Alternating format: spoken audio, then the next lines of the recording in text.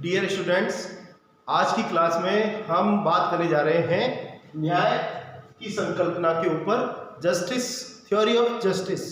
न्याय क्या है, इसका अर्थ क्या है, राजनीति विज्ञान के विद्यार्थियों के लिए न्याय की अवधारणा का किस प्रकार इसको समझा जा सकता है और आधुनिक समय में न्याय किस प्रकार महत्वपूर्ण भी है, आदि बिंदुओं पर आज के इस कक्षा में हम बात करेंगे।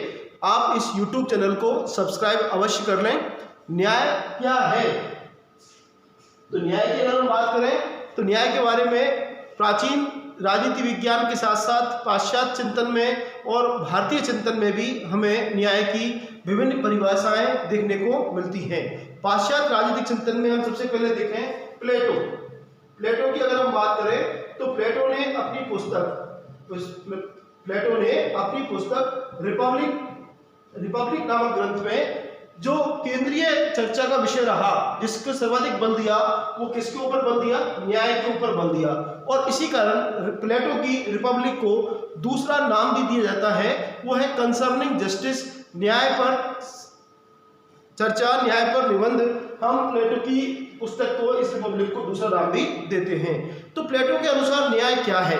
देखिए, प्लेटो ने अपनी न्याय की अवधारणा को नैतिक रूप में एक आदर्श अवधारणा के रूप में इसकी व्याख्या की और उसने बताया कि यह व्यक्तिगत होने के साथ साथ सामूहिक रूप में भी हमें दिखाई देता है, राज्य में भी हमें दिखाई देता है। उसने कहा कि व्यक्ति की आत्मा में 3 तत्व देखे जाते हैं और उन 3 तत्वों में हम देखें कि संयम है, साहस है और बुद्धिमत्ता है। संयम, साहस, बुद्धिमत्ता। तो प्रत्येक व्यक्ति में इनमें से कोई एक गुण प्रदान होता है। संयम, साहस अथवा बुद्धिमत्ता, इन 3 गुणों में से कोई एक गुण प्रदान होता है और प्रत्येक व्यक्ति अपने प्रधान गुण के अनुसार अपने निर्धारित कर्तव्यों का निर्वहन करता है। तो वह व्यक्ति अपने साथ क्या कर रहा है, न्याय कर रहा है। और अगर किसी समाज में, राज्य में इस प्रकार की व्यवस्था है, कार्य विशिष्टीकरण की अगर व्यवस्था है कि प्रत्येक व्यक्ति अपने गुण के अनुसार अपने कर्तव्यों का निर्वहन करे और दूसरों के कार्यों में हस्तक्षेप ना करे, तो वह समाज, वह राज्य किस पर आधारित होगा, न्याय पर आधारित होगा। तो यहाँ प्लेटो ने न्याय को एक नैतिक अवधारणा के रूप में विश्लेषण करते हुए इसे एक कार्य विशिष्टीकरण, समाज के आधार के रूप में स्वीकार किया है और इसे एक आत्मा का और राज्य का आवश्यक गुण के रूप में इसकी न्याय की चर्चा की है। प्लेटो के बाद हम देखें, अरस्तु ने भी न्याय के ऊपर चर्चा की है। अरस्तु भी न्याय को डिफाइन करने का काम करता है। अरस्तु ने नए तरीके से इस न्याय का विश्लेषण किया है। अरस्तु न्याय को 2 रूपों में देखता है और वो 2 प्रकार कौन कौन से हैं? एक तो है सब वितरणात्मक न्याय, डिस्ट्रीब्यूटिव जस्टिस, और दूसरा है सुधारात्मक, रिफॉर्मेटिव जस्टिस। तो वितरणात्मक न्याय से अरस्तु का तात्पर्य है कि राज्य द्वारा नागरिकों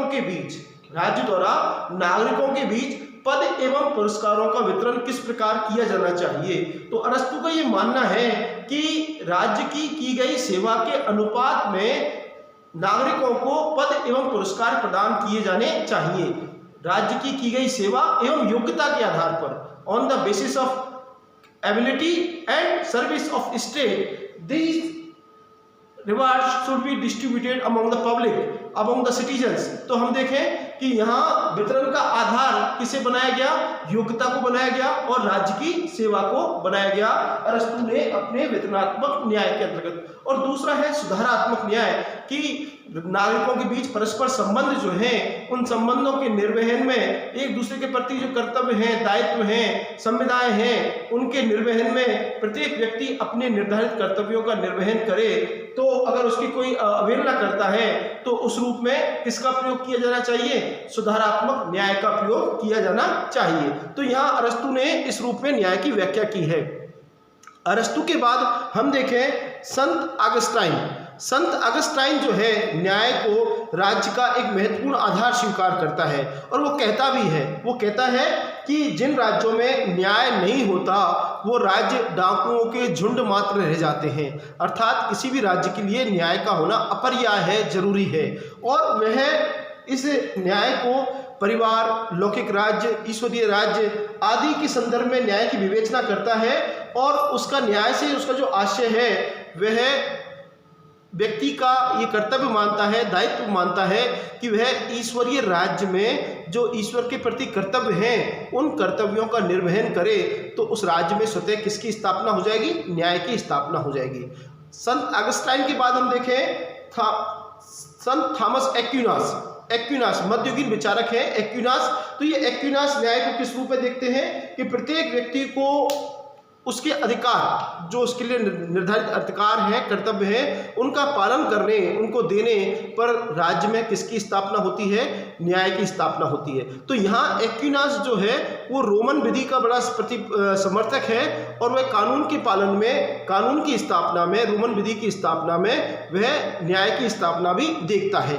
तो यहाँ हम देखें, अब मध्ययुगीन विचारक के पश्चात आधुनिक रूप में अगर हम न्याय की चर्चा करें तो देखें कि आधुनिक रूप में न्याय को अलग रूप में परिभाषित किया गया है।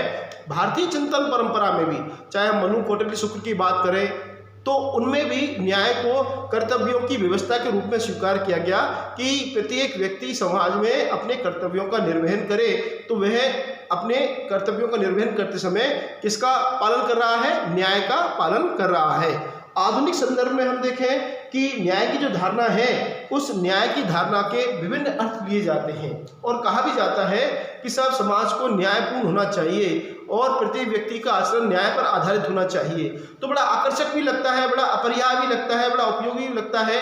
तो हम देखें कि किस प्रकार न्याय के विभिन्न आयाम हैं। न्याय की परिभाषा क्या है? न्याय का मतलब यह है कि व्यक्ति को अपने व्यक्तित्व का विकास करने के लिए जो अवसर प्राप्त होने चाहिए, उन अवसरों में उसकी व्यक्तित्व का विकास करने के लिए जो अवसर प्राप्त होने चाहिए, उन अवसरों को उन्हें बिना किसी बाधा के प्राप्त हो सके, बिना किसी असमानता के, भेदभाव के वो प्राप्त हो सके।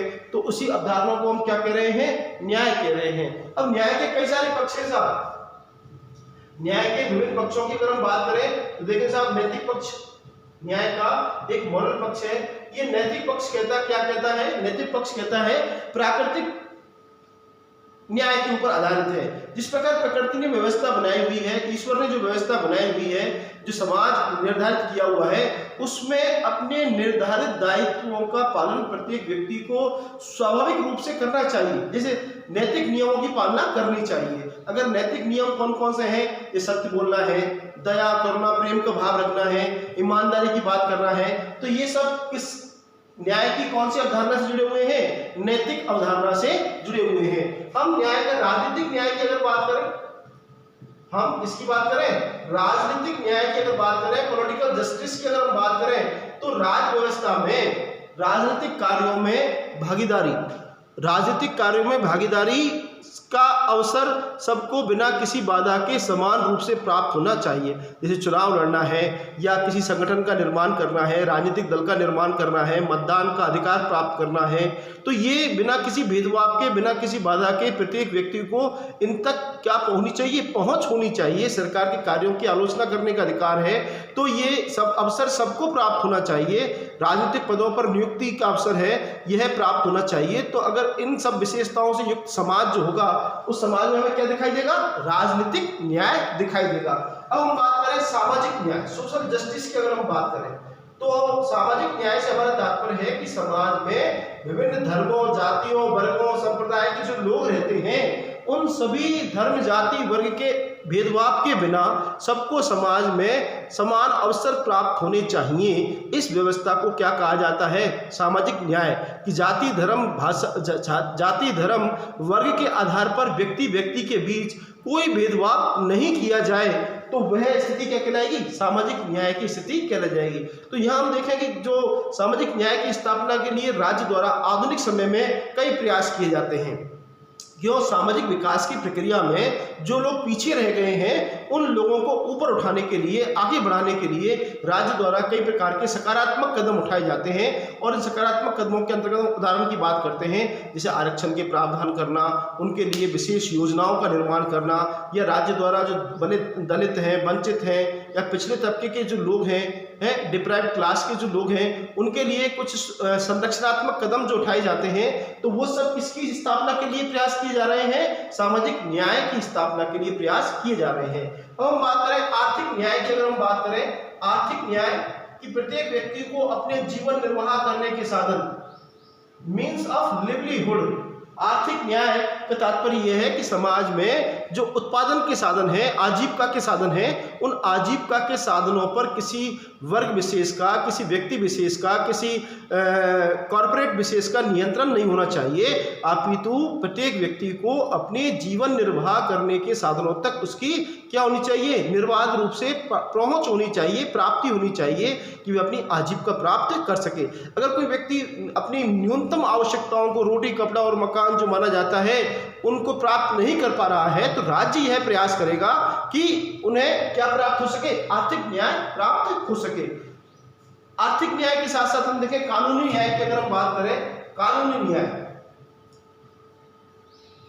लीगल जस्टिस की अगर हम बात करें, तो देखिए कानून राज्य द्वारा बनाए जाते हैं और कानून जो बनाए जाते हैं वो सामान्य हित में होते हैं, सबके हित में होते हैं, और कानून के पालन, कानून बनाना, समान रूप से सबके हित में कानून बनाना, विवेकपूर्ण तरीके से कानून बनाना, यह राज्य का दायित्व है, और बनाने के साथ साथ इन्हें समान रूप से लागू भी करना, यह किसका दायित्व है, राज्य का दायित्व है। अगर कोई इनकी अवहेलना करता है तो न्यायालय द्वारा उसकी व्याख्या की जाती है और उसे ऐसा करने से रोका जाता है, और अगर इसे किसी द्वारा अवहेलना की गई है तो उसे दंड भी प्रदान। तो न्यायालयों में वर्तमान में जो हम औपचारिक पक्ष देख रहे हैं वह कैसा न्याय कहलाता है, कानूनी न्याय कहलाता है। तो इसमें से अब दो बातें हैं, कानूनी न्याय में दो बातें हैं, अर्थात सरकार द्वारा बनाए गए कानूनों को न्यायोचित तरीके से लागू किया जाए, उचित तरीके से क्या किया जाए, लागू किया जाना चाहिए। और साथ ही हम देखें कानूनों को लागू करने के साथ साथ कानूनों की जो व्याख्या है, उल्लंघन करने पर, कानूनों का उल्लंघन करने पर इन्हें बिना किसी पक्षपात के, बिना किसी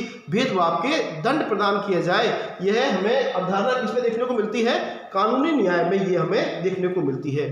तो देखिए ये राजनीतिक न्याय, सामाजिक न्याय, आर्थिक न्याय, ये तीन तत्व जो है, ये तीन बातें जो है, राजनीतिक, सामाजिक, आर्थिक न्याय की बात, भारत की एक संविधान है, उस संविधान की हम देखें प्रस्तावना, उस प्रस्तावना में हमने आदर्श के रूप में, हमारे आदर्श के रूप में इनको शामिल किया है, सामाजिक, राजनीतिक, आर्थिक न्याय। ये भारत में किसकी स्थापना की जाएगी, सामाजिक, आर्थिक और राजनीतिक न्याय की स्थापना की जाएगी। तो ये हमारे आदर्श है। राज्य कार्य करते समय ये ध्यान में रखेगा कि राजनीतिक व्यवस्था में सबको भाग लेने का समान अवसर प्राप्त हो, समाज की जो स्थापना है, समाज का संचालन है, समाज की संरचना इस प्रकार हो कि सभी धर्म, जाति, वर्गों को कोई भेदभाव का की अनुभूति नहीं हो, या हम देखें आर्थिक न्याय की सबको उत्पादन के साधनों तक सबकी पहुंच हो। तो प्रस्तावना के साथ साथ हम देखें हमारे भारत के संविधान में इन तीन तत्वों को व्यवहारिक रूप प्रदान करने के लिए मूल अधिकारों में जो नागरिक स्वतंत्रताओं की व्यवस्था की गई है, अनुच्छेद 19 से लेकर के अनुच्छेद 22 तक, वो राजनीतिक न्याय की बात करते हैं। वो किसकी बात करते हैं, राजनीतिक न्याय की बात करते हैं। वैश्य मताधिकार की जो बात है वो किसकी स्थापना करती है, राजनीतिक न्याय की बात करती है। हम देखें कि हमारे यहाँ नीति निर्देशक तत्व, राज्य के नीति निर्देशक तत्व जो है, directive principles of state policy जो है, वो सामाजिक और आर्थिक न्याय की स्थापना के लिए बनाए गए हैं। सामाजिक और आर्थिक न्याय की स्थापना कि हम देखें कि समाज के जो पिछड़े वर्ग के लोग हैं, स्त्रियां हैं, बच्चे हैं, बड़ा विकलांग हैं या वृद्ध अवस्था में जो है, तो उनके लिए पेंशन की, उनके संरक्षण की, समान कार्य के लिए समान वेतन की, या संपत्ति के केंद्रीकरण को रोकने की, सार्वजनिक जो उत्पादन प्रणाली है उसमें उद्योगों के प्रबंध में मजदूरों की भागीदारी है। इस प्रकार के जो प्रावधान है नीति निर्देशक तत्वों में, ये प्रावधान किस उद्देश्य से प्रेरित है, सामाजिक और आर्थिक न्याय की स्थापना के प्रावधानों से प्रेरित है। तो भारत का जो संविधान है बड़ा जीवंत दस्तावेज है, और इस जीवंत दस्तावेज में हम देखें कि हमारे जो आदर्श हैं, जो हमारे संविधान की प्रस्तावना में स्वतंत्रता, समानता और न्याय, तो उन स्वतंत्रता, समानता के साथ साथ न्याय की स्थापना के लिए कई सारे प्रावधान हम देखें हमारे संविधान के माध्यम से विभिन्न भागों में, चाहे वो मूल अधिकारों के माध्यम से, चाहे नीति निर्देशक तत्वों के माध्यम से, और आने वाले समय में सरकारों द्वारा जो विभिन्न कार्य किए गए हैं, जैसे पंचवर्षीय योजनाएं हैं, या लोक कल्याणकारी राज्य के नाते कई प्रकार की लोक कल्याणकारी कार्यक्रम जो है, या विभिन्न प्रकार के राष्ट्रीय अभियान जो हैं, तो उनके माध्यम से समाज में इन मूल्यों की स्थापना के प्रयास सरकार द्वारा निरंतर किए जाते हैं। तो इस प्रकार ये किसी भी आदर्श आधुनिक समाज में, किसी भी आदर्श समाज के लिए अपरिहार्य मूल्य है। न्याय एक आवश्यक मूल्य है। स्वतंत्रता, समानता और न्याय, ये तीन मूल्य हैं एक लोकतांत्रिक शासन प्रणाली में। सबसे महत्वपूर्ण मूल्यों की अगर हम बात करें तो स्वतंत्रता, समानता और न्याय, liberty, equality and justice, liberty, equality and justice. तो what is the relation between in these three elements? अगर हम तीन तत्वों के बीच परस्पर संबंध की बात करें तो इनके बीच परस्पर संबंध क्या है? तो इस संबंध के लिए हम देखें कि ये स्वतंत्रता और समानता के बारे में हमने पिछले वीडियो में देखा कि किस प्रकार ये दोनों एक दूसरे से विरोधी नहीं है, अपितु ये एक दूसरे के ऊपर निर्भर है, एक दूसरे के पूरक है। अर्थात हमें स्वतंत्रता की स्थापना करने के लिए इसकी भी सहायता लेनी होगी, समानता की सहायता लेनी होगी। और समानता स्थापित करने के लिए कुछ राजनीतिक विचारक ऐसा मानते थे, जिनमें हमने देखा कि कुछ राजनीतिक विचारक जो हैं उनका ये मानना था कि स्वतंत्रता और समानता एक साथ नहीं रह सकती, जबकि ऐसा नहीं है। स्वतंत्रता और समानता, स्वतंत्रता बात करती है जब व्यक्ति को व्यक्तित्व का विकास के अवसर मिलने चाहिए, जैसा वो करना चाहे वो उसको करने के अवसर, जो करने योग्य कार्य हैं वो करने योग्य कार्य करने की उसे अनुमति मिलनी चाहिए, अवसर मिलना चाहिए। और समानता ये कहती है कि सबको समान रूप से मिलने चाहिए, जो करने योग्य कार्य है उनका करने का अवसर समान रूप से मिलने चाहिए। तो उसमें सबको क्या प्राप्त होगी? इसके परिणाम स्वरूप स्वतंत्रता प्राप्त होगी। जब किसी समाज में स्वतंत्रता और समानता की स्थापना हो जाती है तो उस समाज में स्वतः ही हम देखें किस मूल्य की प्राप्ति कर लेते हैं? न्याय की प्राप्ति कर लेते हैं। तो स्वतंत्रता और न्याय का अगर हम संबंध देखें, स्वतंत्रता और न्याय, इन दोनों के बीच में अगर हम संबंध देखें तो देखिए राजनीतिक स्वतंत्रता जो है वह राजनीतिक स्वतंत्रता किसकी बात करती है? न्याय की बात करती है।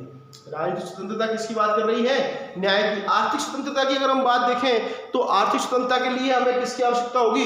न्याय की आवश्यकता होगी, है। और इसी प्रकार सामाजिक समानता और न्याय के बीच में अगर हम परस्पर संबंधों की बात करें, समानता और न्याय के बीच अगर हम संबंधों की बात करें तो ये दोनों एक दूसरे से परस्पर पूरक हैं, क्योंकि समानता जो है वो ये कहती है कि सभी नागरिकों को समान रूप से समान अवसर मिलनी चाहिए, और यही बात किसमें निहित है? न्याय में निहित है।